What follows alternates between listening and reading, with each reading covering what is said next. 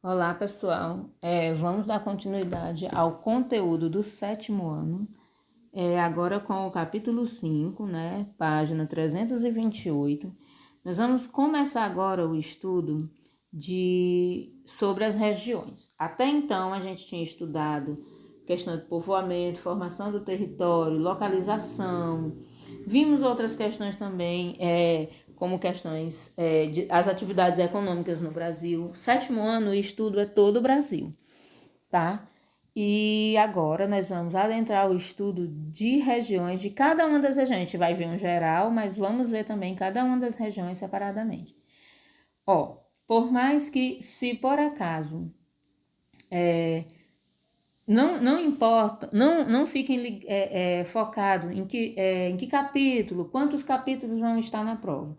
Foquem no que eu colocar na videoaula. Porque o que eu colocar na videoaula, mesmo que eu coloque final de um capítulo e início de outro, é porque aquilo tem a ver, tem uma certa ligação, tá ok? Então, assistam às aulas, sempre se baseando no livro, mas assistam às aulas, porque é na aula que eu vou dizer o que vai estar na prova, tá?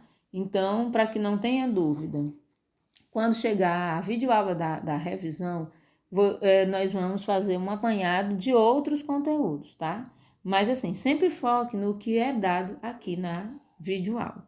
Não leve em consideração, a professora vai colocar 2 capítulos para a prova, porque o livro de vocês é dividido em 4 módulos. 4 módulos, então cada módulo tem que ser trabalhado em um bimestre. Ou seja, não importa se em um módulo tenha 3 capítulos. Quando é colocado 3 capítulos, é porque um deles é bem pequeno e faz ligação sempre com o outro, tá? Então, não se preocupe com essa questão de quantos capítulos, em que módulo. Só foque no que eu estou explicando aqui na aula. Então, vamos lá. Capítulo 5, página 328. E isso já é módulo 3, tá? Então, nós vamos começar falando sobre a diversidade natural e regiões do Brasil. Bem, ignorem os risquinhos que eu tinha feito, né? Mas foi só explicando um conteúdo no ano passado. Nós vamos ver aqui que o Brasil ele tem essa grande diversidade, né? Natural, cultural, social. Então, é um país com essas grandes, né? E as transformações fazem com que aumente mais ainda essa diversidade. Bem, as formações nativas. Então, assim, nós aqui, esse mapa traz as principais formações vegetais, ou seja, os tipos de vegetação. E cada lugar, né? Cada diversidade dessa é resultado de diversos fatores, como o clima, o solo, né? Então, não tem como, por exemplo, num lugar de clima equatorial, eu ter somente uma vegetação de caatinga, por exemplo. Não tem um clima mais equatorial, chove, é muita chuva, é muita umidade, então a vegetação vai desenvolver, não vai ficar como a vegetação caatinga, que são plantas de cactos, arbustos, umas espécies separadas, galhos retorcidos e secos. Não vai ser, porque o local favorece, né, o crescimento, né, de grandes espécies vegetais, tá? Então vamos lá. Claro que tem determinados locais, né, que em determinados períodos do ano, né, essa combinação de temperatura, né, e quantidade de chuva, ou seja, precipitação, faz com que aquelas espécies floresça, renasça por um período, mas depois volta ao que era. Bem, nós temos aqui no mapa, tá as coresinhas assim, tudo separadinho. Floresta amazônica, floresta tropical, mata de araucária, cerrado, caatinga, pantanal, vegetação litorânea, campos e mata dos cocais. Por exemplo, no Piauí, vamos pegar sempre o estado do Piauí. Nós temos 2 formações vegetais aqui. Uma que está na cor laranja e outra que está na cor rosa. Cor laranja, cerrado, e o rosa, Caatinga, um rosa mais clarinho, tá? Porque tem um outro rosa aqui mais escuro.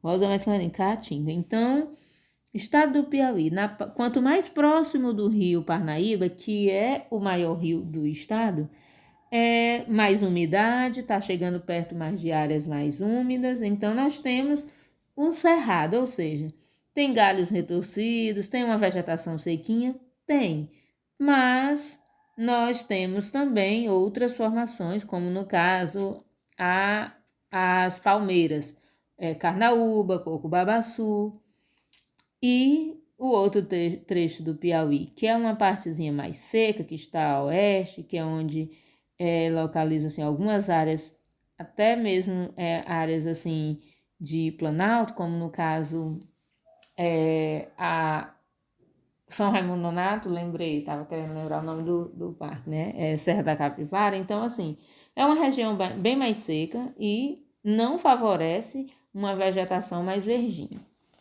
Então, o livro de vocês traz um apanhado de todas as formações vegetais, tá? Eu não vou ler porque não tem porquê eu ler se tá tudo no livro. Mas eu vou falar características fundamentais, né? Dessas, por exemplo, floresta amazônica. A floresta amazônica, ela tem esse diferencial por ser uma região mais úmida.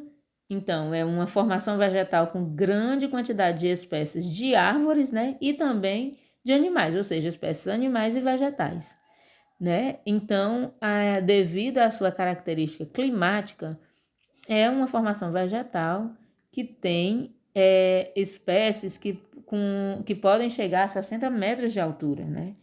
Então, área mesmo de floresta.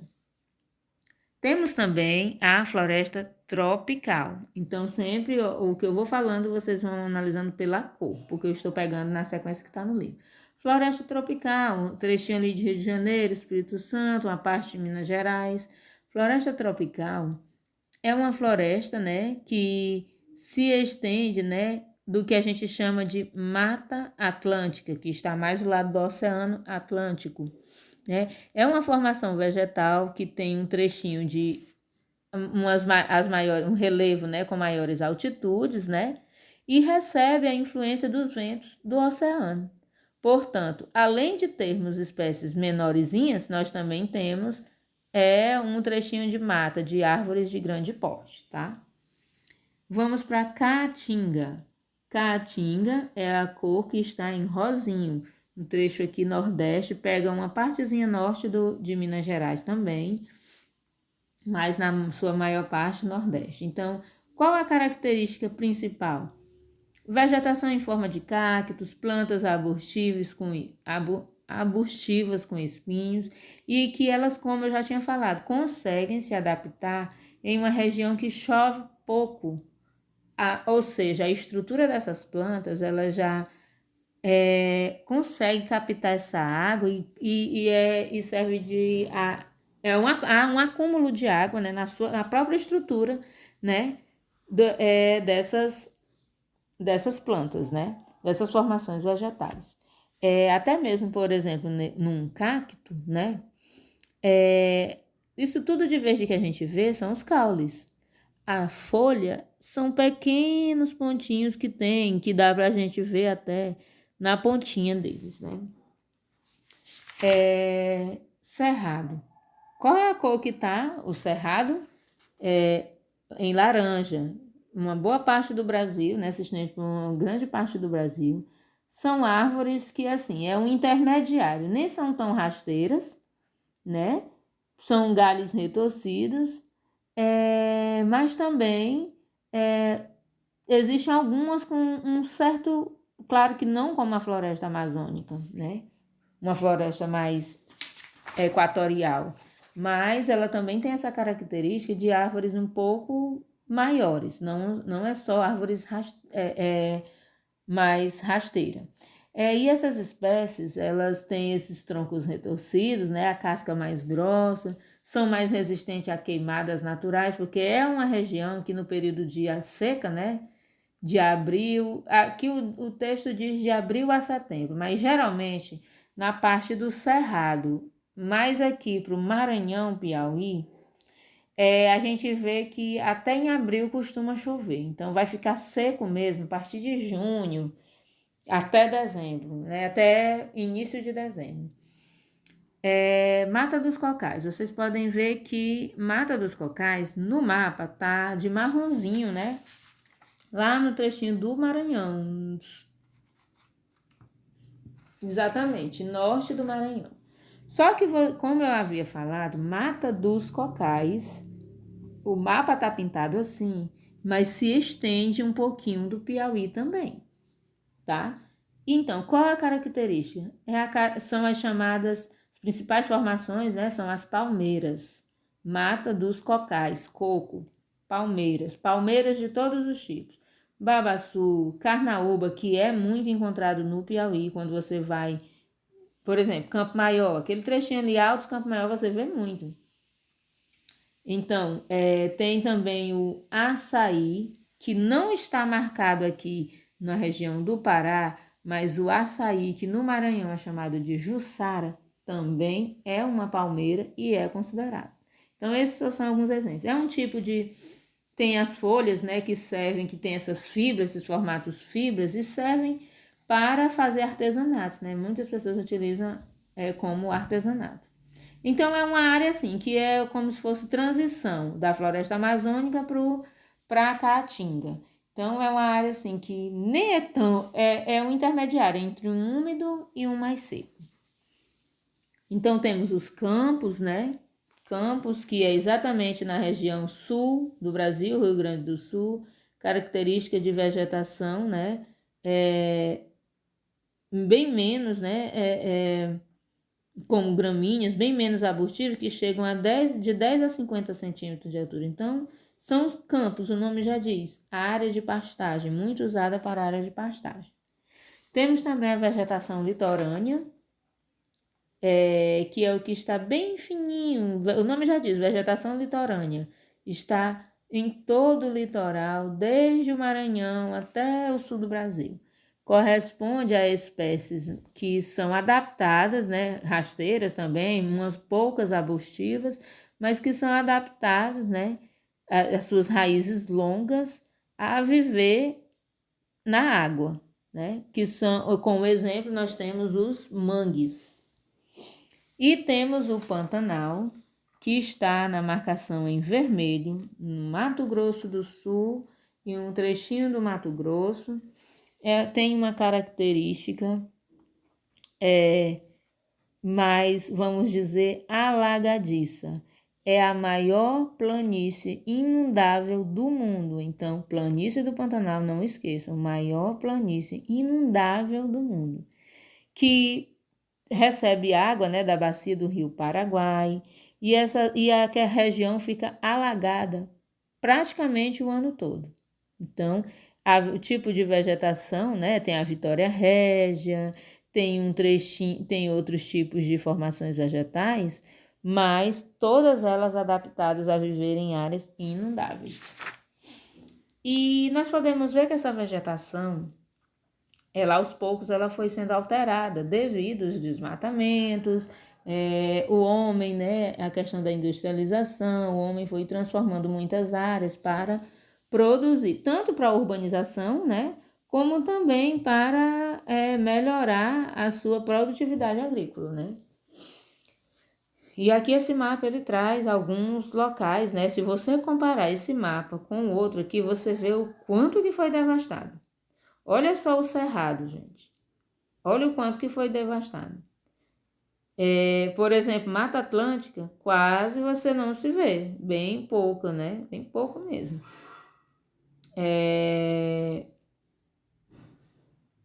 Então, fazendo uma comparação, né? Você vê que foi uma região, que a maioria das regiões, né?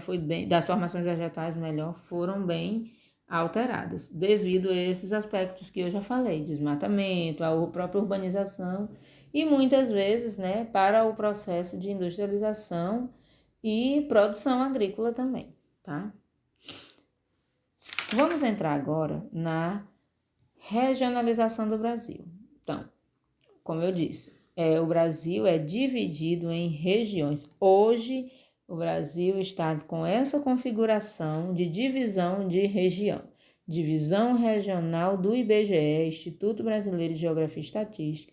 Essa divisão aconteceu em 1969 e ficou dessa forma dividido. Em região norte, que está em verde, acompanhem pelas cores: norte, nordeste, centro-oeste, sudeste e sul. Foi sempre assim essa divisão? Não. Aqui os critérios usados, que na sua maioria, foram critérios por questão de região, de critérios físicos. Só que, ou seja, naturais. Mas aos poucos, essa divisão aqui de 1969 usou também critérios econômicos e culturais, ou seja, qual a semelhança que um estado tem com o outro, tá? Então, por exemplo, Bahia, vou pegar o exemplo Bahia. Bahia está na região Nordeste, mas o sul da Bahia tem uma característicazinha do Norte, vamos dizer, características físicas do Norte de Minas Gerais. E por que ele não ficou na região Sudeste? Porque as características econômicas falaram mais alto nessa questão. Faz parte do Nordeste, tem mais característica de região Nordeste. Não tinha como incluir na região Sudeste, porque a região Sudeste é bem mais desenvolvida, mais industrializada, então não tinha como entrar nessa divisão. Por exemplo, por que Minas Gerais ficou como... Quem visita Minas Gerais percebe muita característica, muita coisa parecida com o Nordeste. Eu digo porque já fui. E fui várias vezes. Então, muita característica com o Nordeste. Questão da culinária. Claro que a culinária de lá é super diferente, mas assim, essa coisa de... A tradição de algumas... de formas de cultivar a terra, até mesmo alimentar. Claro que deles lá é um pouco diferente, mas lembra assim, a gente vê essa diversidade na culinária.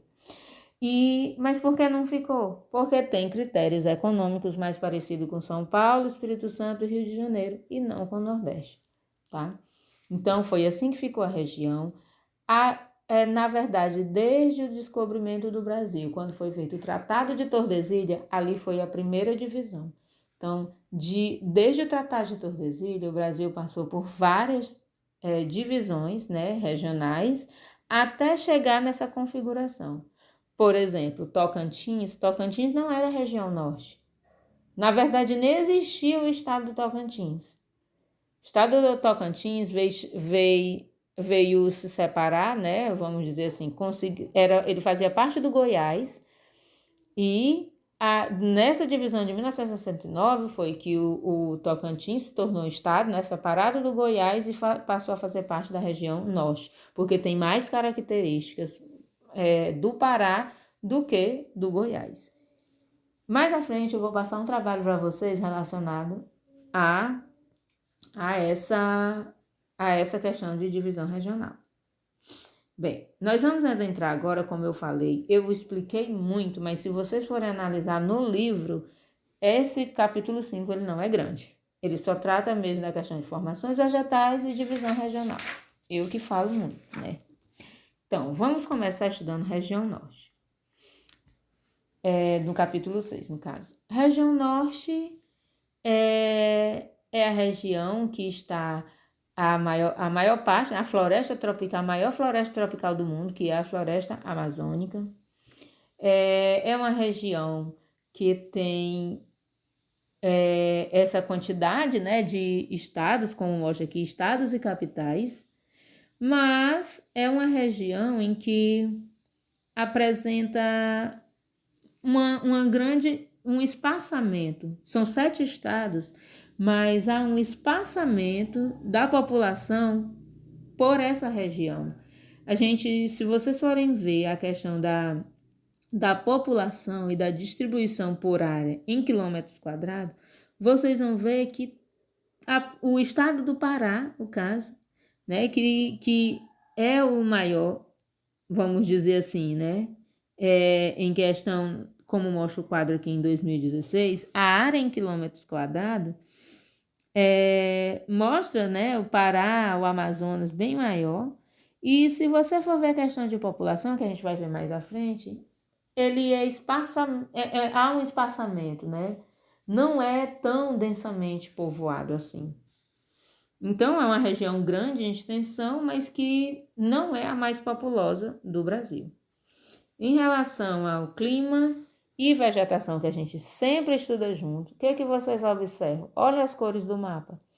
O clima da região, predominantemente clima equatorial. Pode ver que está em verde.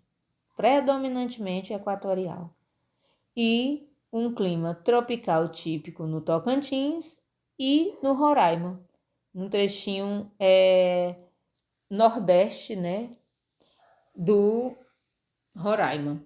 Então, na sua maioria, é um clima, é uma região onde é bem quente e chuvoso, grandes espécies de plantas e animais, né? A questão da água, da chuva, possibilita, né, esse desenvolvimento das plantas, né? E também a formação de rios, a drenagem para formação de rios. Ou seja, é uma região que tem uma grande quantidade de água em todos os aspectos. Em relação à vegetação, logicamente, se eu tenho um clima equatorial, eu vou ter, na sua maioria, a presença da floresta amazônica. Bem pouco no Tocantins e em Rondônia, o cerrado. No Tocantins, no caso, na sua maioria, né? A maior parte é cerrado. Se for ver questões de... Se fosse fazer uma divisão por questões de vegetação, Tocantins já ficaria com o Nordeste, né? E temos a vegetação litorânea, né, na partezinha lá no Amapá, que tem na parte do litoral. E temos pouquinho de campos em Roraima e também no Amapá. Mas predominantemente a vegetação é floresta amazônica. Então, essa questão das elevadas temperaturas, né, as plantas vão liberando essa umidade e esse processo é chamado de evapotranspiração, que é exatamente a água que vai para a atmosfera, forma nuvem e faz com que chova. Então, essa região chove muito devido a essa evapotranspiração, né, das plantas e de toda a formação, tá? Nós temos aqui as características dos solos da floresta amazônica. Quais são as características dos solos? Normalmente o solo é coberto por folhas, galhos, sementes, restos de animais. Então é um solo muito fértil, né? Essa decomposição, né, dessas plantas e restos de animais é o chamado humus, que fornece nutriente para esse solo. Então aqui mostra a foto, né, da copa das árvores, né, altas da vegetação em terra firme e faz com que até impede a passagem dos raios solares para essa região. E nós temos dentro da floresta amazônica, o perfil da vegetação vai mudando. Quando ela está mais próxima da água, mais próxima dos rios, nós temos uma vegetação, né, com menos arbustos, que são chamados igapós. Menos arbustos, tem a presença de uma vegetação mais, como o exemplo aqui são as vitórias régias, plantas mais aquáticas. Aí, à medida que vai distanciando da margem das águas, né, dos rios, temos a mata de várzea, que são os capins, as ervas, algumas espécies de palmeiras e seringueiras, que são plantas elevadas, mas que, devido a estar distanciada dos rios, né, conseguem ficar perto de inundações, mas tem também as plantas de um porte um pouquinho maior do que os igapós. Já a vegetação de terra firme, que é a mata mais fechada, né, são mais afastados das águas, né, e bem um pouco mais distantes, e faz com que essa vegetação, né, tenha portes maiores, né, como castanheira e outros exemplos que o texto cita. Então, essas são as características dessa vegetação. Em relação ao relevo, ó, altimetria, vem de altura, relevo. Altimetria e hidrografia sempre vem junto. E a região norte, na verdade, ela é atravessada pelo mais caudaloso rio do mundo, o Rio Amazonas, que ele nasce lá na Cordilheira dos Andes, ou seja, nasce no Peru, não nasce no Brasil, mas ele adentra o território brasileiro e deságua no Oceano Atlântico. Então, o seu nascimento, ou seja, o leito, é a partir do derretimento das neves lá na Cordilheira dos Andes, mas quando ele adentra o território brasileiro, ele pega uma região de planície, né? Onde ele recebe, né, vários afluentes, águas de outros rios e deságua, e as suas águas também se espalham por outras redes. Então, são rios volumosos, rios de planície e depressão, ou seja, não são rios de planalto. Então, característica hidrográfica da região norte não são rios de planalto, tá? Então, por isso que se estuda altimetria, ou seja, relevo e hidrografia juntos, né? Então, são rios de planície e depressão, apesar do rio Amazonas nascer no alto de uma cordilheira, de uma montanha, mas quando ele entra no território brasileiro, ele já está em área de planície, na planície amazônica. Então, esses rios, esses cursos d'água, faz com que servem de transporte, né, das pessoas. Muita gente vai, por exemplo, se vocês olharem alguns vídeos no YouTube, vocês vão ver que muitos estudantes vão para as suas escolas de barco. É essa a vida, né? E eles já estão acostumados com isso. Assim, da mesma forma, e o texto destaca, né, o Rio Xingu, Tapajós, Tocantins, Madeira, né, e alguns deles, devido à quantidade de volume, né, e ter algumas declividades, conseguem, né, ser construídas algumas usinas hidrelétricas, né, e fornecer energia para a região. Que eu trouxe a atividade, né, dessa aula, para vocês elaborarem 10 questões com perguntas e respostas relacionadas a essa videoaula. Não é só o capítulo da região norte, é a essa videoaula. E vocês copiem num caderno, né? Façam da forma que vem fazendo sempre, tá ok? Se tiver alguma dúvida, me procurem. As pessoas que já me procuraram sabem que eu não sou difícil de ser encontrado. Eu respondo. E qualquer dúvida é só procurar, tá ok? Até mais.